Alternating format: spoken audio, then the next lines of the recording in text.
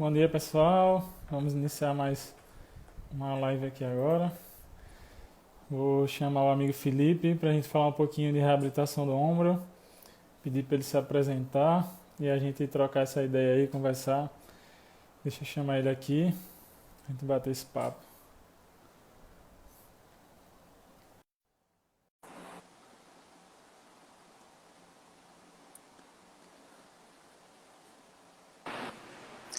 Fala, Felipe. Tudo bom, meu irmão? Como Beleza, vai? cara? Tudo bem, velho? E aí, você, como é que tá? Tudo certo. Como é que tá o som? Tá saindo bem aí o som? Tá Eu tudo escuto ok? bem. Eu te escuto bem. Tu consegue me ouvir? Consigo.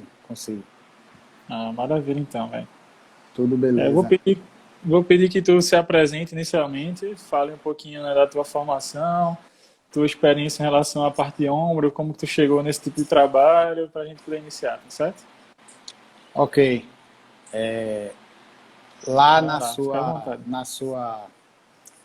lá quando você fez a divulgação, você já fez uma apresentação muito boa, que é Sim, justamente toda a apresentação do que a gente já fez, né? Eu me formei pela Universidade Federal de Pernambuco, já vai fazer 13 anos, já fez 13 anos, completou 13 anos. sim, sim. Sou pós-graduado em fisioterapia manipulativa pela Faculdade Redentor, Rio de Janeiro. Tenho alguns cursos de formação, quiropraxia, RPG, dry needling, algumas técnicas de manipulação, né?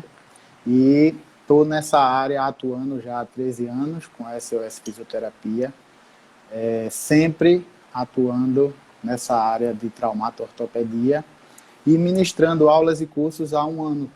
Há um ano a gente decidiu também passar um O pouco do nosso conhecimento, né? conhecimento para ajudar as pessoas, tanto os pacientes quanto os alunos e os fisioterapeutas que se interessam por essa área. Eu entrei para essa área de ensino relacionado ao complexo do ombro porque eu via que a maioria dos profissionais tinham uma dificuldade muito grande e os próprios pacientes tinham uma recidiva muito grande, um retorno daquela mesma lesão.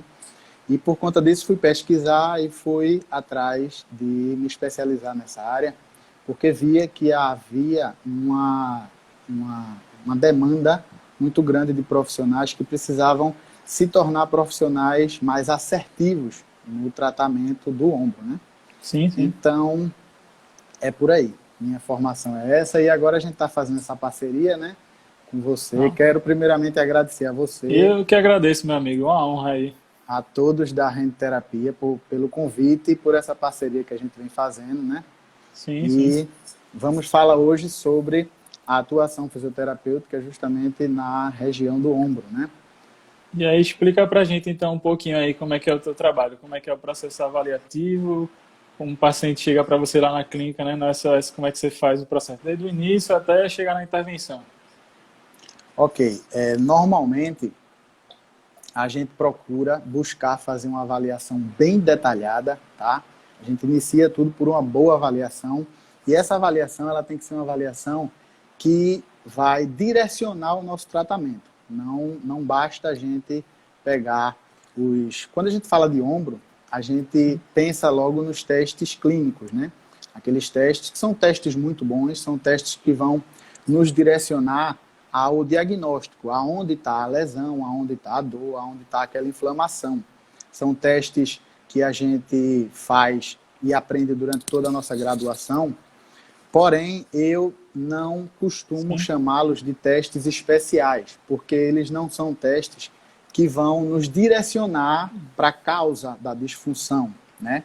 Eles sim, vão sim. direcionar a gente para aonde está a dor, aonde está a inflamação, aonde está a lesão daquele tendão, não é verdade? Então, eu procuro buscar uma avaliação cinético-funcional. Eu acredito que seja uma avaliação onde a gente já, durante a avaliação, observe e veja características de disfunção, de prejuízo motor, de limitação motora, né?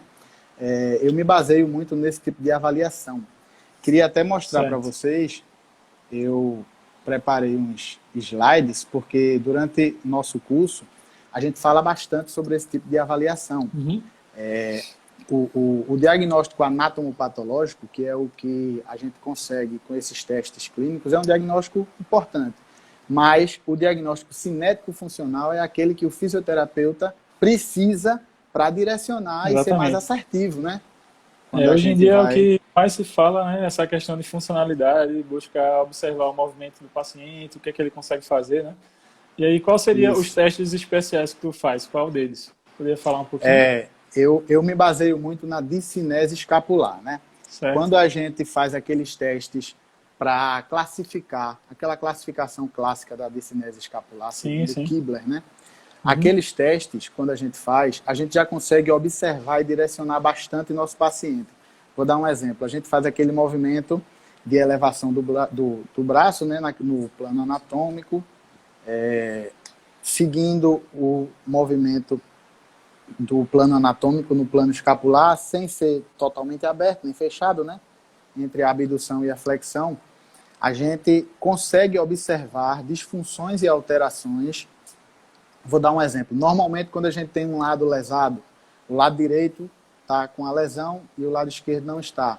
A gente consegue observar uma contração muito grande já nos primeiros graus de elevação do braço, do trapézio superior do lado Sim. lesionado. A gente consegue, classificando a discinese escapular, a gente já consegue direcionar o nosso tratamento. Muitas vezes a gente vê o ângulo inferior da escápula um pouco mais proeminente do lado que tem a lesão, né?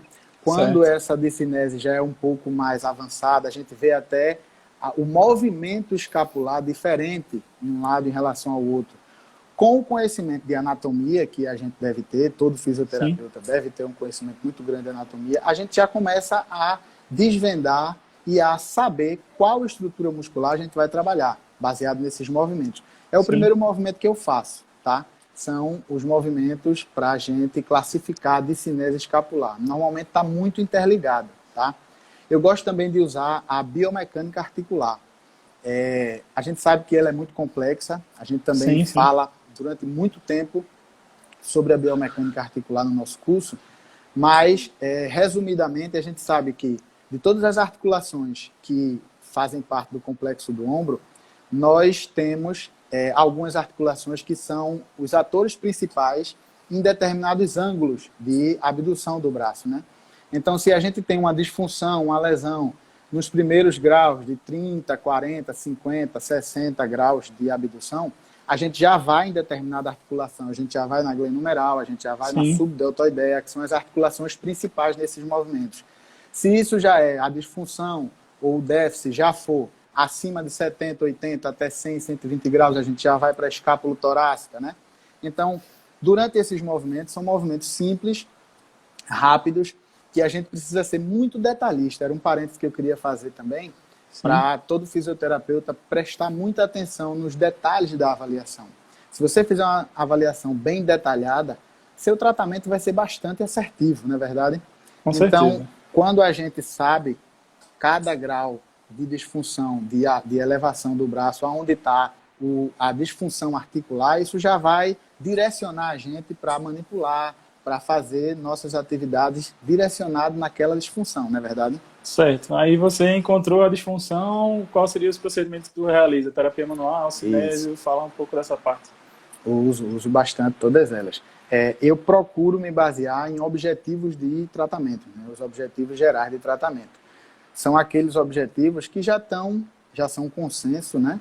Redução da dor, depois melhora da amplitude de movimento, para depois a gente vir a fortalecimento, Sim. retorno às atividades, né? Então, baseado nisso, eu bolei um plano de tratamento, vamos dizer assim, que ele é um passo a passo daquilo que a gente construiu durante esse período e esse tempo de prática clínica e de Prática. estudo também.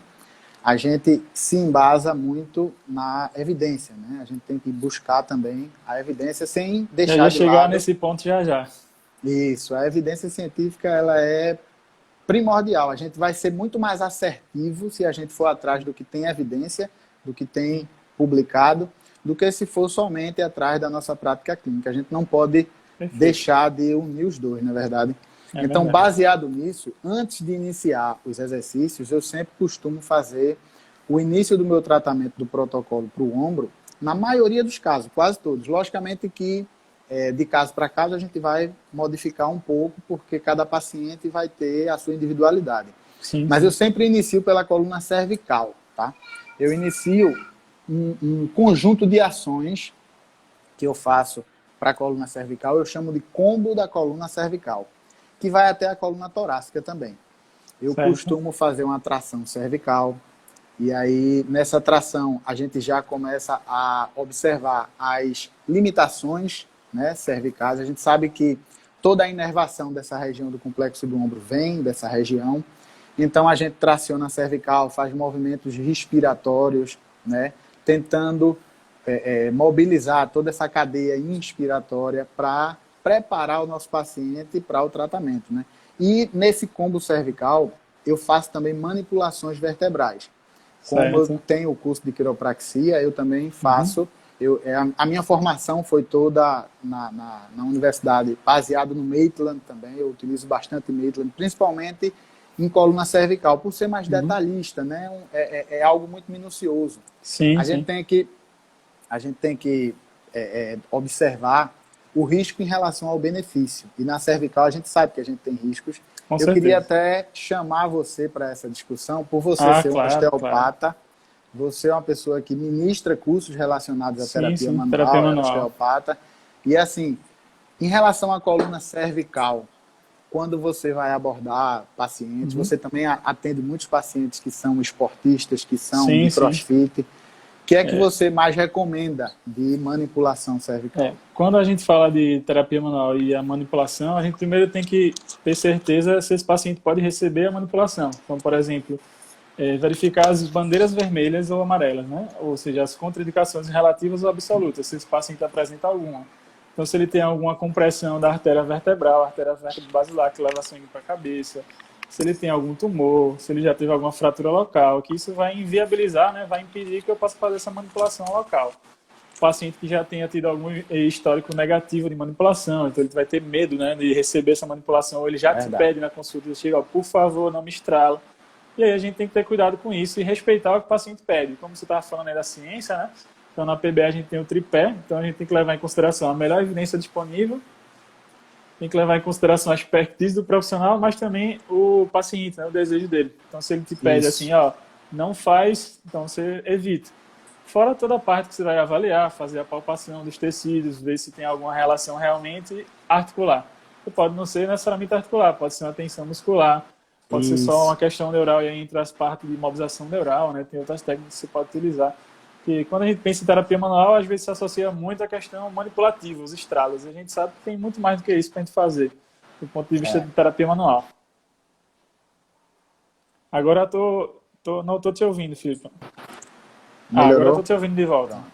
Pode dizer. Esse é justamente o ponto do meu próximo passo, né? Sim, Como você mesmo falou, a terapia manipulativa, a terapia manual, ela não só é a manipulação vertebral, os estalidos. E assim, após esse combo cervical, que eu chamo de combo cervical que a gente faz com essa sim, sim. manipulação, eu procuro fazer uma terapia de liberação posicional, uma terapia Massa.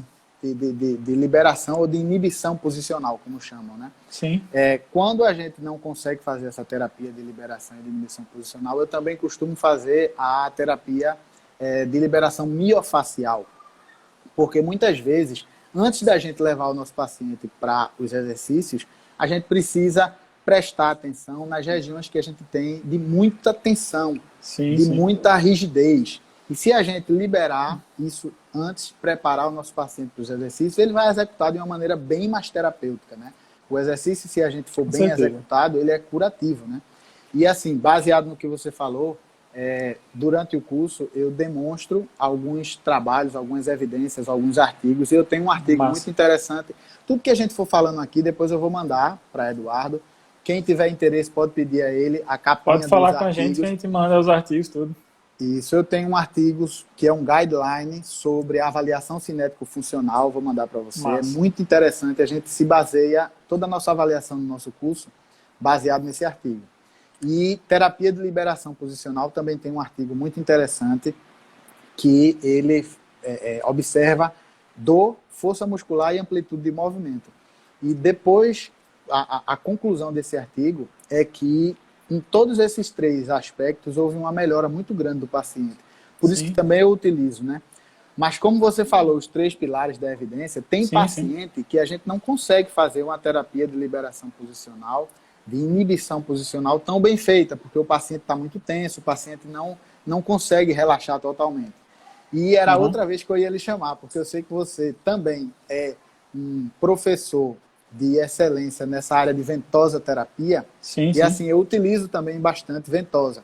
Voltando àquele nosso paciente que tem uma lesão, que tem aquela cápsula, aquele trapézio superior bem rígido, o que é que você mais recomenda para a gente liberar nesse trapézio? Instrumentos, ventosa, agulhas, o que é que você mais faz? Quando a gente fala de liberação, a gente tem diversas formas de fazer essa liberação. A própria mão, a parte da ventosa, o agulhamento seco hoje em dia se utiliza muito, né, para ponto de tensão. Eu utilizo mais a terapia manual e a ventosa terapia, né, para fazer os deslizamentos.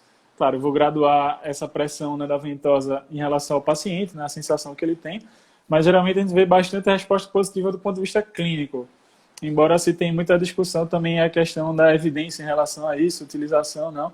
Mas, por exemplo, vou trazer para o meu contexto de atletas que eu também atendo. Geralmente, quando a gente fala de recovery, né, no esporte, a parte de recuperação e aceleração desse processo, a liberação miofascial é uma das que tem melhor evidência do contexto, quando a gente coloca crio, liberação miofascial, a parte das botas pneumáticas, o hipervolt, que é aquela pistolinha, a liberação está bem alta em termos de evidência. Então, assim, é um recurso bom para a gente utilizar. E, como você falou bem, a questão da tensão, quando eu tenho muita tensão, vai ser um recurso positivo a liberação. Aí eu utilizo tanto ventosa terapia quanto a parte manual mesmo. Ótimo, muito bom. Durante o nosso curso, a gente faz toda uma preparação e ensina toda a liberação miofascial com instrumentos do tronco superior, já para que o fisioterapeuta possa, passo a passo, fazer esse tipo de tratamento com o seu paciente, né? Tem até um slide aqui, ó. Até mostrar tentando mostrar aí, né? Sim. Isso é o que a gente faz. Esse aqui é o slide do trabalho científico, ó. Sim, sim. Uma evidência muito boa. Depois eu vou mandar para você. Certo, aqui são as técnicas que a gente utiliza, tá? Para liberação miofascial. Deixa eu ajustar aqui novamente. É um conjunto de fatores, né, Felipe? Quando a gente pensa aí no raciocínio, desde a avaliação até o tratamento. Então, análise de movimento, como tu falou, a questão, né, de entrar com a terapia manual para alívio de dor, para relaxamento de extensões, mas o que vai manter mesmo depois é a parte dos exercícios, como tu bem falou, né? Isso, tudo isso eu faço no início da sessão, né?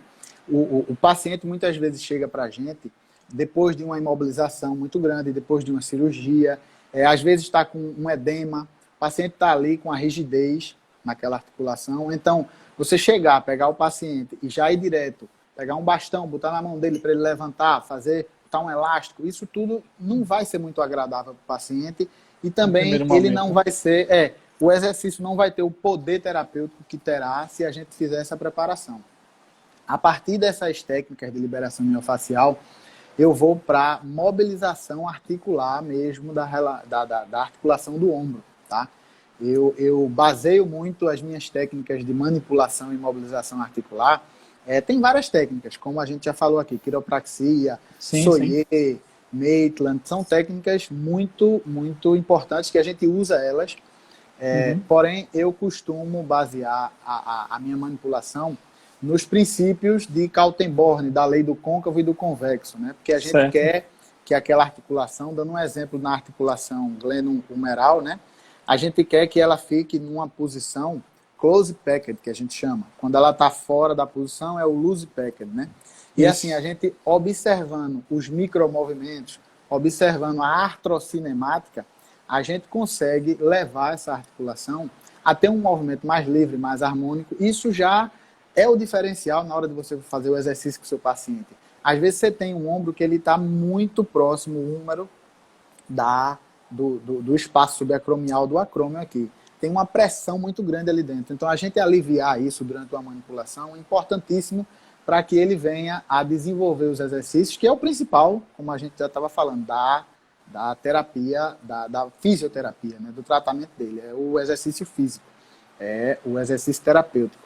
Então, a gente, fazendo a manipulação baseado nisso, a gente sabe que na articulação a gente tem cápsula, a gente tem receptores, Sim. a gente tem estruturas que vão receber essa manipulação de uma maneira e dar para a gente respostas, né? Respostas bioquímicas, respostas fisiológicas.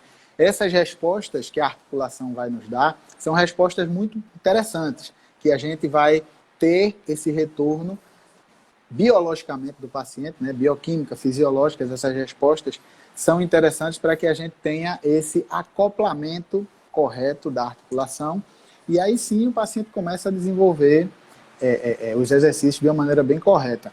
Falando em manipulação articular, eu queria falar de uma muito específico, que é o seguinte, surgem a todo momento muitas discussões sobre a manipulação articular dessas articulações. Sim.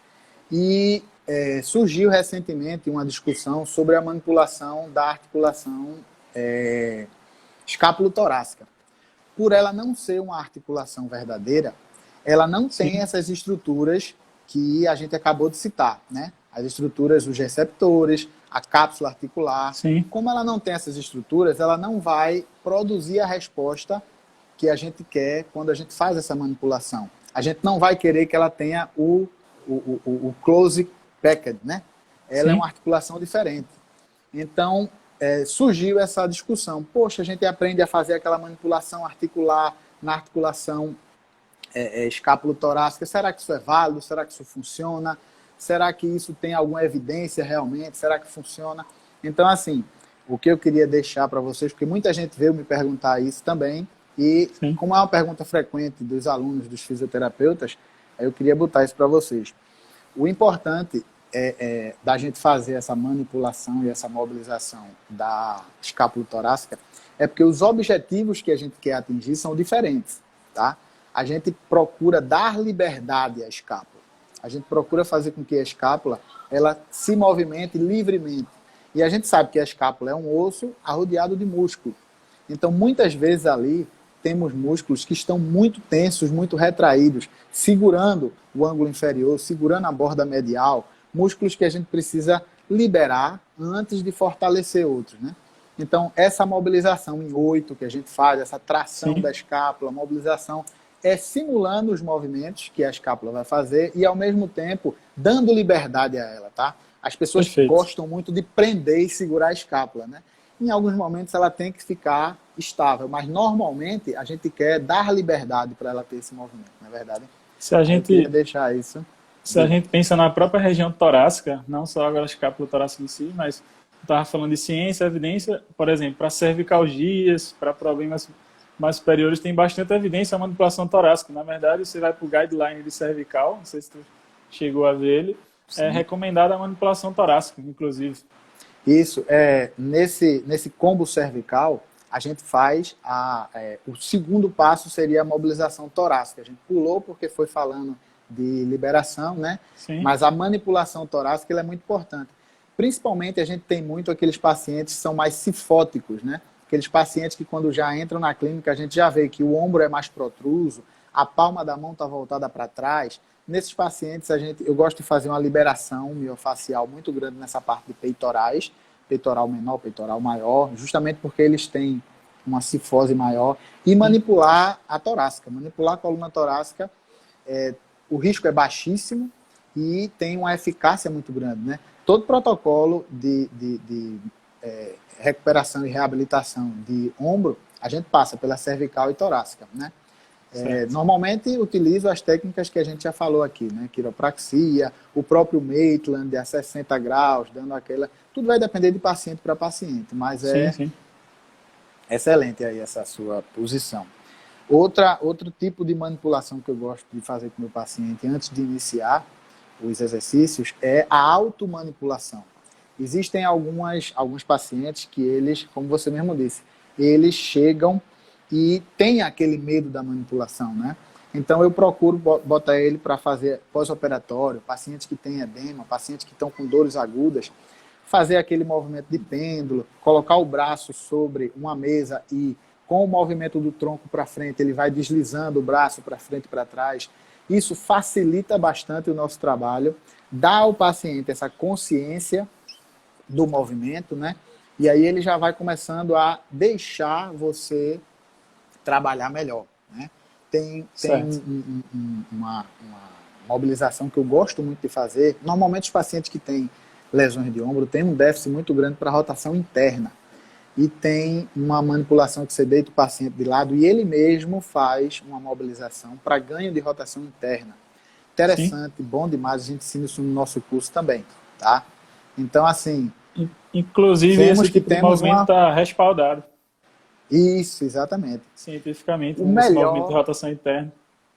O melhor do que a gente pode fazer no nosso paciente é aqueles 3 pilares que você falou, né? E respaldar cientificamente o que a gente tem da nossa prática clínica, observando sempre o que o paciente tem e o que é que a gente pode fazer com ele, né? Não basta só ler e fazer, a gente tem que sentir do paciente o que é que a gente pode dar a ele, né? Passado toda essa primeira fase, essa parte, dependendo do nível que o paciente esteja, essa primeira parte a gente faz com 15, 20 minutos, a gente já fez manipulação cervical, né? A gente já fez mobilização, liberação miofacial. Tem pacientes que a gente demora mais na liberação miofacial porque tem muita tensão, mas isso tudo dentro da mesma sessão a gente consegue num tempo razoável e muito bom. Com o passar das sessões isso vai ficando mais rápido, né? E aí sim eu começo com os exercícios, tá? Eu costumo iniciar os exercícios por exercícios que os pacientes façam sós, porém sem carga, tá? Para dar uma consciência do movimento. Acho muito importante a gente conscientizar o nosso paciente o que é o movimento da escápula, o que é um movimento cervical, separado do movimento do braço, certo, travar as escápulas e fazer um movimento de braço. Aí eu costumo começar o paciente de barriga para baixo, as palmas das mãos na maca, e aí ele vai levando o ombro para trás, como se quisesse unir as escápulas. Esse movimento, sem carga, sem peso, já faz uma liberação nessa escápula muito boa. E o melhor, ele dá consciência ao paciente para que o paciente consiga entender o movimento da escápula, que é muito importante. A escápula ela é um elo importantíssimo no movimento do braço. Sim, então ele conseguindo fazer o movimento isolado da escápula, sem mexer os braços, sem mexer outras estruturas, faz com que todos os nossos exercícios terapêuticos que a gente venha fazer a seguir, ele consiga conscientizar essa escápula, né? Aí eu costumo começar dessa maneira. Todas as sessões, geralmente eu costumo iniciar assim, e aí depois que eu vejo que o paciente já está habituado ao exercício, a fazer aquilo ali, aí a gente parte para os exercícios onde a gente vai ter mais carga. Assim. E aí quando você chega nessa fase de carga, tu prioriza mais exercício cadeia fechada, cadeia aberta, como que funciona? Cadeia fechada. Eu gosto mais do exercício cadeia fechada. Eu acho que é um exercício, a gente vê e observa que é um exercício onde você protege mais a articulação, né? O exercício livre, normalmente eu deixo para uma fase depois da fase que a gente faz o exercício com cadeia fechada. Aí o que é que eu faço? Coloco o apoio do paciente, começo com ele na parede, para fazer aquele apoio, né? Um push-up que a gente chama. A gente coloca o apoio das mãos na parede e faz o movimento escapular.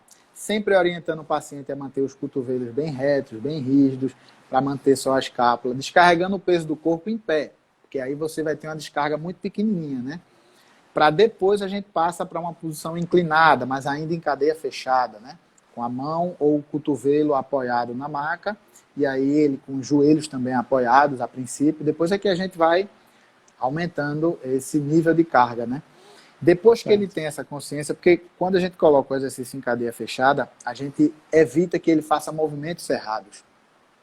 Eu busco muito iniciar, principalmente para os braços. Para o joelho nem se fala, né? A gente está falando aqui de ombro, mas falando em cadeia fechada e cadeia aberta, a gente pensa muito em joelho e quadril. Então, o que é que acontece? A gente prioriza mais esses exercícios, até pela evidência científica mesmo, que o exercício de cadeia fechada, ele protege muito mais a articulação, né? A gente consegue desenvolver melhor o exercício sem correr riscos desnecessários, na verdade. Uso também, quando a gente passa da cadeia fechada para a cadeia aberta, eu gosto de usar muito a resistência elástica. Resistência elástica é fantástico, porque você faz o exercício tanto concêntrico quanto excêntrico, né? Exercícios que a gente faz biarticulares, poliarticulares, são exercícios também bem mais efetivos, não é verdade? Você que costuma tratar pacientes de CrossFit, pessoas que têm uma estrutura muscular muito pesada, diga também aí o que é que você costuma fazer nessa fase de tratamento de colocar carga, o que é que você costuma fazer? Trazendo para o contexto do esporte, primeiro a gente tem que ver o seguinte, né? A incidência de lesões, ver toda a questão de que região tem mais lesão. E para o CrossFit, o membro superior, principalmente o ombro, onde tem mais lesões, vindos na sequência lombar e depois o joelho. Então, primeiro a gente tem que observar o atleta fazendo o movimento, então como que ele realiza essa overhead, nesse movimento acima da cabeça, e entender o que está alterado nessa mecânica, se realmente vem só do ombro, se tem relação escapular, se tem relação com o tronco, quadril, o que é que está influenciando, e entrar com umas técnicas de correção associadas tanto terapia manual com o exercício, né? E aí exercícios para ele ganhar esse movimento, esse padrão de movimento mais assertivo dentro do CrossFit. Então, assim, é importante, primeiro de tudo, fazer uma avaliação inicial para ver como é que está esse movimento nele, como é que ele agacha, como que ele eleva o peso e, se for necessário, primeiro trabalhar com ele sem peso algum, né? Fazer todo o entendimento do movimento para depois chegar na questão de cargas. Porque, assim, o que acontece no CrossFit, e algumas pessoas, não são todos, acabam querendo colocar muita carga e esquece primeiro de entender como é que acontece o movimento, como é a qualidade do gesto, e aí entra o nosso papel da fisioterapia de mostrar para o paciente, né, como seria o movimento mais adequado para aquilo ali. Juntamente com o coach, né, a gente faz um trabalho interdisciplinar. Qualidade do movimento. Exato. É verdade. E aí, graças a Deus, assim, no box que eu atendo, né, que eu trabalho, os coaches lá não total abertura para a gente fazer um trabalho multidisciplinar, então isso é muito legal. E aí a gente consegue, né, conversar com os clientes lá, com os pacientes e mostrar para ele a importância da qualidade do movimento. Ótimo. Exatamente isso. Quando a gente tem mais qualidade no movimento do que a repetição, a quantidade, a carga, isso é que é o mais importante e é o que transforma o exercício em terapêutico, né? O exercício, eu costumo dizer a alguns pacientes meus que têm medo de fazer exercício, que têm medo do movimento, eu costumo dizer que o exercício ele pode funcionar algumas vezes como um remédio, como um medicamento.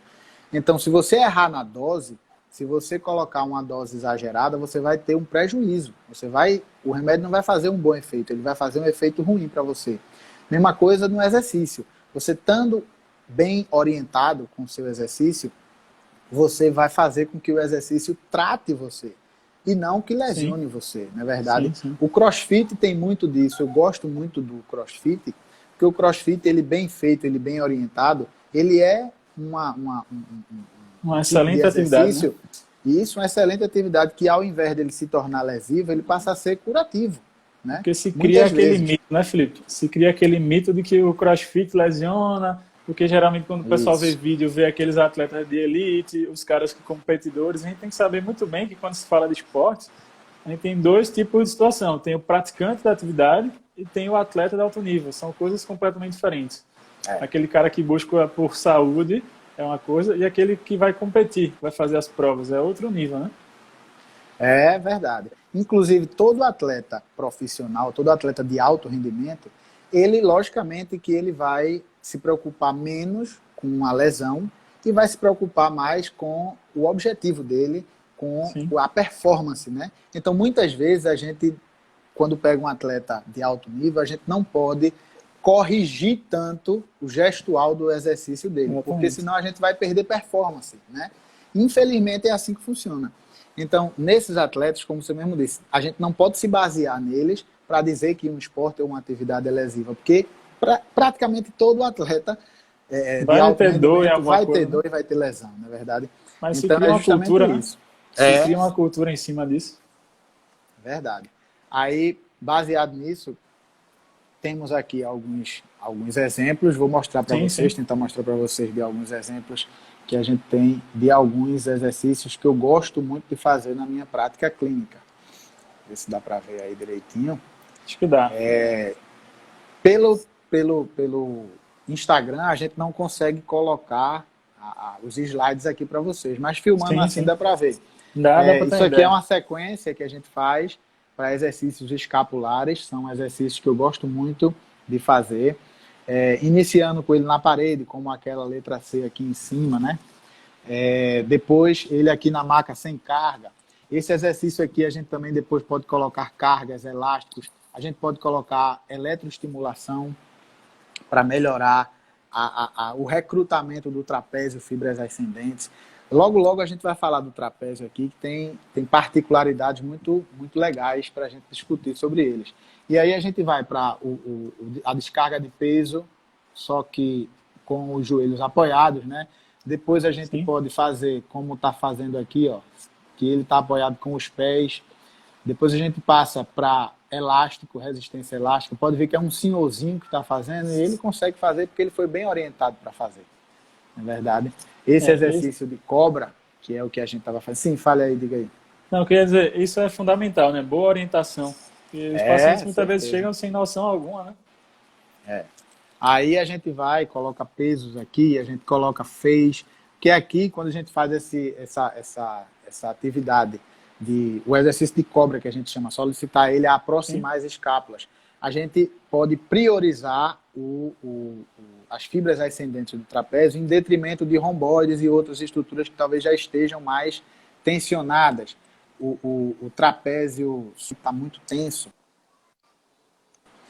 As fibras ascendentes é o que a gente quer fortalecer mais. Então, tem algumas estratégias que a gente faz. Uma delas é colocar a eletroestimulação no ventre, realmente seguindo a linha ascendente do trapézio, que aí a gente consegue recrutar melhor ele, em detrimento de outros músculos que também fazem esse movimento e a gente não quer recrutar, não é verdade? Aí tem vários. Exercício de arco e flecha. Um exercício muito bom. Usando resistência elástica. É só você pensar e simular o arco e flecha, né? Você segurando com as duas mãos o elástico, puxa e gira o tronco. Você vai conseguir fazer e exercitar essa musculatura escapular de maneira muito assertiva, de maneira muito protegida, vamos dizer assim, sem levar a riscos de lesão. São exercícios muito bons, tá?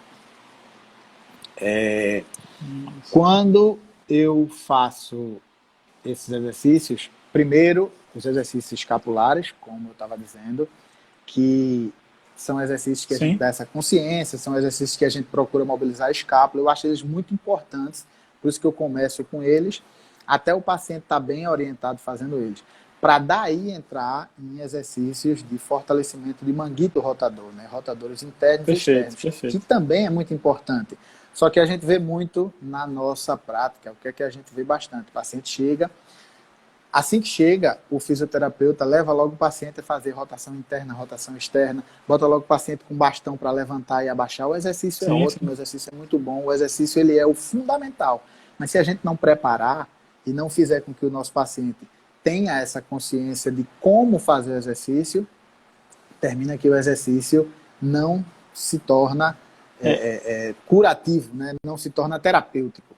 Então, sim, diga. Mas é isso, Felipe, que a gente acaba vendo na maioria dos profissionais. Eles até sabem as técnicas, até têm o conhecimento, mas não conseguem organizar na cabeça a sequência lógica do que começar, o que vem depois. Essa é a grande dificuldade que eu vejo de algumas pessoas. Verdade, verdade. Como organizar as ideias, entende? Isso. Por isso que é importante e é interessante você estar sempre se atualizando e fazendo esses cursos de formação de técnicas específicas em determinadas áreas, porque você consegue organizar esse seu pensamento, você consegue fazer um programa, realmente um programa de tratamento baseado em tudo aquilo que você aprendeu, colocando e organizando de uma maneira que o paciente realmente vai ter uma melhora bastante no seu tratamento, e não só aquilo tudo desorganizado, né? Sim. Falando em manguito rotador. Antes de tu chegar para manguito, mas é mais sobre crossfit. A partir de quantos anos já pode fazer? Existe o CrossFit Kids, que chama, né? Que crianças que fazem. Não é a mesma coisa do adulto que pega carga, mas eles fazem a parte de treinamento funcional, exercícios funcionais para criança. Então, no CrossFit você vai ter desde criança praticando, adulto até idoso também. Então, tem todas as faixas Muito bom etárias aí, mesmo. como a gente falou antes. Desde que bem orientado, com os exercícios certinhos, bem acompanhado, não tem problema nenhum. Muito bom saber disso. Tem algumas academias ainda, por não terem muitos instrutores, que limitam, né? E só com autorização, com a presença de um treinador, mas eu acho isso fundamental, você poder, desde criança, começar a iniciar uma atividade física, e principalmente essas atividades físicas que estão em evidência, porque a criança ou adolescente, ele quer fazer o que o colega faz, ele quer fazer o que o pai faz, o que o tio faz, o que o amigo faz. Sim, sim. Então, você liberando isso para a criança, logicamente que orientando bem, você vai incentivar aquela criança a ser uma criança mais saudável, praticante de esporte, não é verdade? Isso é importantíssimo. Aí tem Foi boa pergunta. só mais uma para tu já falar do manguito, para a gente não desfocar. Na maioria das vezes, exercícios com cargas apresentam problemas no joelho. Aí foi uma pergunta de membro inferior. Como evitar? Como exercícios com carga. Apresentam problemas no joelho. Está dizendo que, por exemplo, o cliente vai se queixar do joelho. Como a gente evita? Embora a gente está falando de membro superior. Não, veja bem. Normalmente, quando você tem alguma lesão de joelho, você tem medo e realmente vai ter medo de colocar carga e de fazer qualquer tipo de exercício, né? Como a gente comentou, os exercícios de cadeia fechada, você deve priorizar para que você Perfeito. prescreva para o seu paciente, para o seu cliente. A princípio, mesmo ele reclamando, você pode adaptar alguns exercícios, mandando ele sentar e levantar numa cadeira, por exemplo. Ele não vai entender que aquilo é um exercício e já vai começando a fazer os exercícios sem perceber, às vezes, que está fazendo um exercício tirar o muito foco bom. dele disso, né? Tirar isso, o foco, exatamente. Né?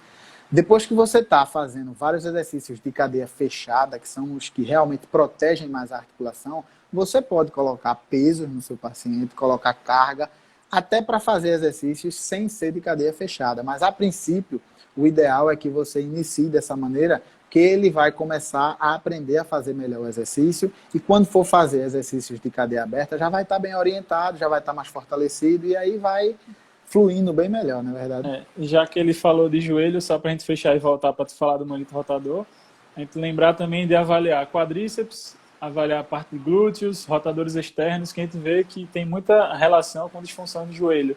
Né? Você vai para os guidelines, você vai para os estudos, geralmente aponta muito desequilíbrio de quadríceps, desequilíbrio de isquios, glúteo, então seria bom fazer uma análise disso para ir entrar com os exercícios como o Felipe estava falando. Perfeito. A avaliação é fundamental, né? Sempre Exatamente. Quando a gente faz uma boa avaliação, eu costumo bater muito nessa tecla para todos, para alunos, para pacientes, para fisioterapeutas. Avalie de maneira detalhista, não se preocupe com o tempo. A sua avaliação, aquele dia que você está avaliando, anote tudo que você puder anotar, seja detalhista, porque isso vai lhe dar um norte muito grande no seu tratamento. Você vai ser muito mais assertivo se você fizer uma avaliação bem feita, do que se você fizer uma avaliação e já tiver aquela pressa de colocar o paciente para fazer alguma atividade, tá? Só coloque ele para fazer alguma atividade se você tiver tempo, se você achar que deve. Mas priorize essa avaliação e sempre reavalie, né? Sempre reavaliando, que a gente vai modificando e evoluindo o paciente, né? Muito bom. Perfeito. Vamos lá para o manguito, né? Aí chega lá no manguito agora. Eu gosto de fazer os exercícios de manguito rotador com uma toalhinha enrolada embaixo do braço para dar um apoio. Primeiro porque quando a gente coloca o braço em poucos graus de abdução, 20, 15 graus de abdução, a gente já coloca ele na posição da articulação glenumeral, né? Ela não é totalmente ela não é totalmente congruente quando o braço está totalmente fechado.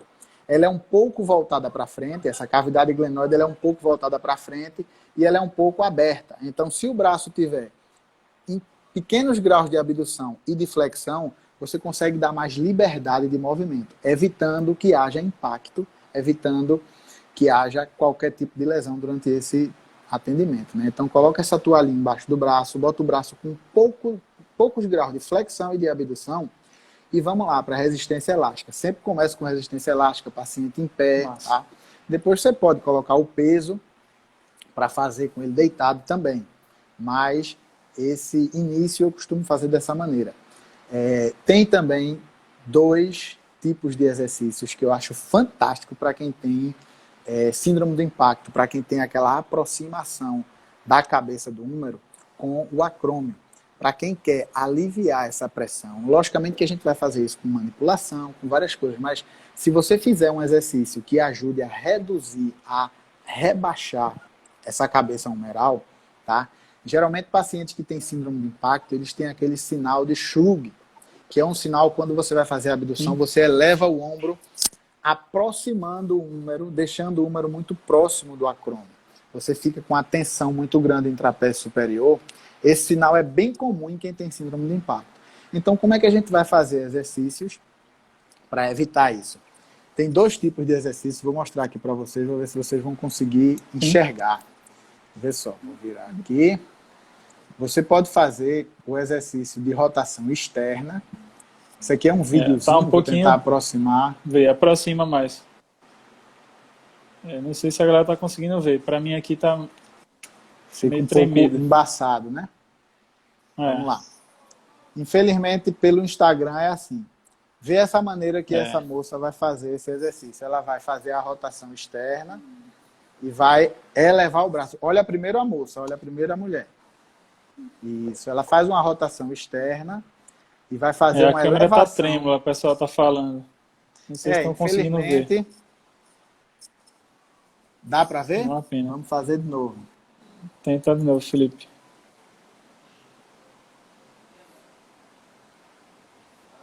O pessoal tá tendo dificuldade para ver. Isso, fica tremendo um pouco, né? Enfim. Mas aí deu para entender, eu acho, eu tô explicando aí o contexto, né? Vê se assim ficar um pouco melhor. Vá, tenta fazer agora. Tá um pouquinho melhor. Vai lá agora. Olha, vê aqui a mulher, ela vai fazer uma rotação externa e vai elevar o braço até o máximo que ela puder, certo? Agora observa o infraespinhal aqui, ó. Observa o infraespinhal. A partir de 90 graus, quando ele se contrai, nessa posição, a partir de 90 graus, ele faz um vetor de força rebaixando a cabeça humeral. Esse é que é o ponto importante. Vou botar de novo o vídeo, tá? Sim. Observa aí se o pessoal está enxergando. A partir de 90 graus, o vetor de força do infraespinhal rebaixa a cabeça humeral. Então, além de você vai estar fortalecendo o músculo infraespinhal, você também estará fazendo um rebaixamento da cabeça humeral. Que isso é o ouro para quem tem síndrome de impacto, não é verdade? Sim. Maravilhoso. Isso em rotação externa. Outro exercício para rotação interna, vou mostrar novamente aqui. Não é um vídeo, esse talvez vocês vejam melhor e dê para entender. É a gente fazer o exercício de rotação interna, músculo subescapular aqui, ó. Vou aproximar um pouco para que vocês entendam a biomecânica. Nessa posição aqui, ó, o húmero faz uma rotação interna quando esse músculo se contrai, tá? Esse músculo contraindo, pela biomecânica, a gente vai observar esse osso rodar internamente. Se esse osso aqui, o húmero, estiver nessa posição, quando o subescapular fizer o movimento de rotação interna, fizer a contração dele, ele também vai fazer um vetor de força rebaixando a cabeça humeral. Dá para entender? Dessa maneira aqui, ó. Dá. Quando a gente faz como esse desenho aqui está mostrando, a gente vai fazer a rotação interna, né? Utilizando o subescapular. Ao invés dele fazer o movimento somente de rotação, ele vai puxar e rebaixar a cabeça humeral, não é verdade? Quando esse húmero está a 90 graus. Beleza? São dicas, são tipos de exercícios que a gente, pela nossa prática clínica, por evidência, por trabalhar bastante com o ombro, a gente desenvolve esses exercícios e quando o paciente tem condições de fazê-lo, a gente tem que observar também muito bem isso. O paciente tem condição de fazer esse tipo de exercício, isso. é o detalhe que vai fazer com que o seu próprio paciente se trate com o exercício. Então, você Uma conseguir pergunta, fazer um exercício de fortalecimento e, ao mesmo tempo, rebaixando a cabeça numeral para quem tem a síndrome de impacto, acabou. Se você não precisa mais se preocupar muito. Diga lá a pergunta. tem uma pergunta muito boa aqui para os tempos de hoje, né? Que é, com a quarentena e as sessões de fisioterapia online, né, teleatendimentos, qual seria a frequência durante a semana dessas sessões? Seria a mesma da quando presencial? Como é que funciona a questão da orientação? Para tu explanar um pouco disso. Veja bem, como é que eu costumo fazer baseado em orientações do próprio CREFIT e orientações da comunidade de fisioterapeutas. A gente traça um plano de tratamento, normalmente com pacientes que você já teve ou até pacientes novatos, né?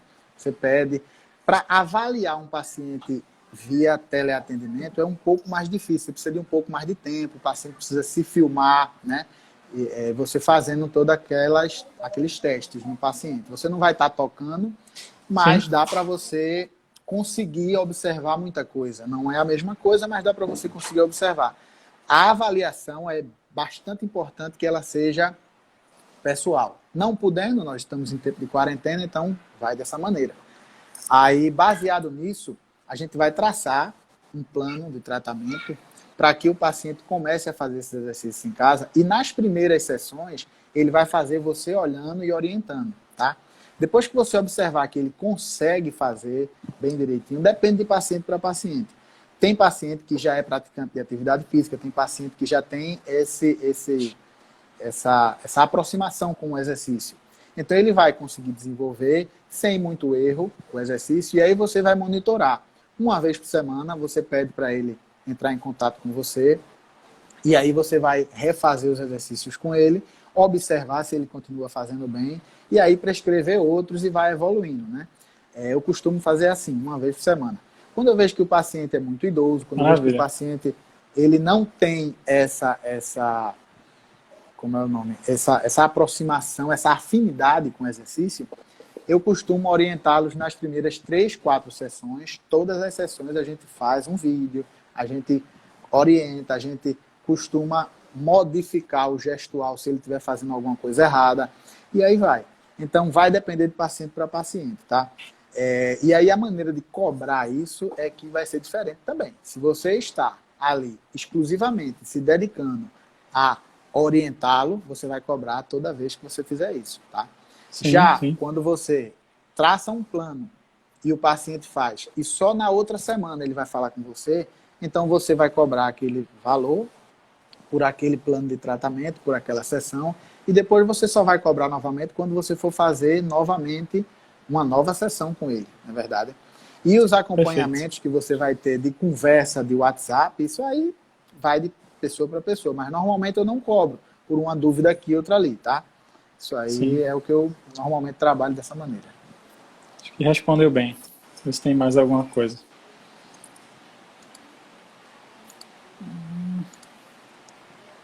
Acho que de perguntas aqui já foi, por enquanto.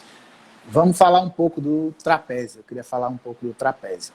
O trapézio é o seguinte, como ele é um músculo grande, músculo muito grande, ele tem essas fibras superiores, as intermediárias e as inferiores, que são as ascendentes, né? Normalmente, quando a gente tem uma disfunção de movimento da escápula, porque assim, o conceito de discinese escapular, ele não é só uma desordem, né? Uma falta de força nos movimentos, nos músculos que fazem os movimentos escapulares, mas sim um déficit na ordem e na organização dessas forças também, tá? Então é muito importante que a gente faça um plano de exercícios para que o paciente, quando estiver executando determinado tipo de movimento, ele saiba priorizar aquele determinado músculo que a gente precisa. Sim. Tá? Um exemplo muito prático e muito importante é sobre o músculo trapézio. O trapézio é o seguinte, as fibras superiores, essas fibras aqui transversas, superiores descendentes, na verdade, elas auxiliam e atuam no movimento de elevação do ombro e também na rotação lateral da escápula, vai abrir a escápula. Só que ela atua abrindo a escápula com um braço de força que ela vai puxar a escápula assim para cima, tá? Então ela vai puxar a escápula e, consequentemente, a escápula faz isso. Só que ele está assim, ó, o trapézio, tá? As Certo. fibras superiores, ela está assim. Quando você faz esse braço de força, não fica tão viável você puxar sozinho para que ele gire para o outro lado. Mas, com a atuação dele, ele vai auxiliar nesse movimento, tá? Sim, sim. Já o trapézio fibras ascendentes, ele está assim e se insere lá na espinha da escápula. Quando ele puxa, o braço de força dele é muito mais favorável, porque ele está nessa disposição, para fazer esse movimento. E ele também faz a depressão do ombro, tá? Ele também atua na depressão do ombro. Enquanto o trapézio superior eleva, ele rebaixa.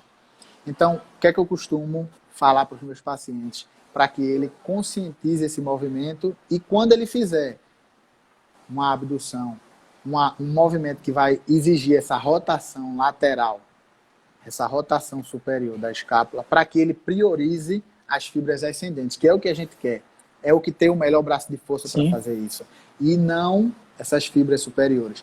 Ele primeiro rebaixa a cabeça humeral, aí ele já vai estar atuando lá o trapézio que a gente quer atuar, fibras ascendentes. Depois que ele faz esse movimento e eleva, ele sente os músculos corretos, o músculo que é o trapézio fibras ascendentes, atuando dessa maneira.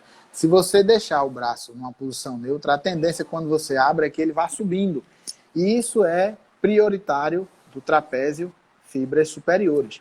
Só que a gente não quer isso. Então, para que a gente priorize essas fibras ascendentes e faça o exercício de maneira correta e que ele seja terapêutico, a gente tem essa dica. Rebaixa a cabeça humeral e aí realiza o movimento, que aí sim você vai estar realizando, entendeu?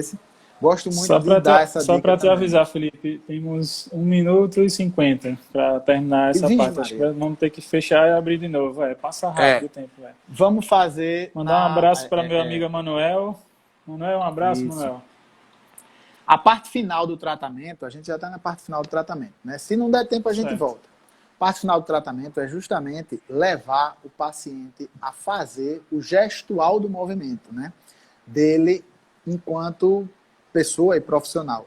Se ele for um atleta de vôlei, por exemplo, e você já fez todos aqueles objetivos de tratamento que a gente veio falando até agora, a gente já conseguiu fazer com ele.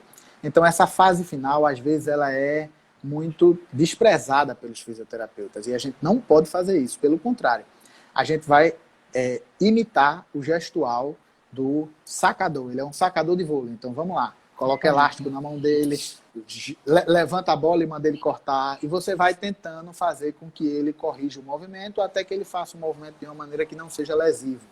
Justamente porque as lesões de ombro são as que mais têm recidiva de toda a fisioterapia. Impressionante. O paciente que tem lesão de ombro, ele sempre diz, isso não fica bom nunca, porque eu fico bom com 2, 3, 4, 5 meses, volta novamente. E não é verdade. Se você fizer o tratamento até o final, orientar, corrigir seu paciente, fazer com que ele exerça a atividade dele dentro da clínica para que você oriente ele, o cara é um atleta e gosta de fazer... o esporte dele é natação. Ele é uma pessoa normal, não é um atleta, até mesmo atletas. Felipe, acho que vai atletas. Se cair, agora eu vou abrir de novo. Beleza. Pronto, ele cai sozinho quando dá o tempo, né?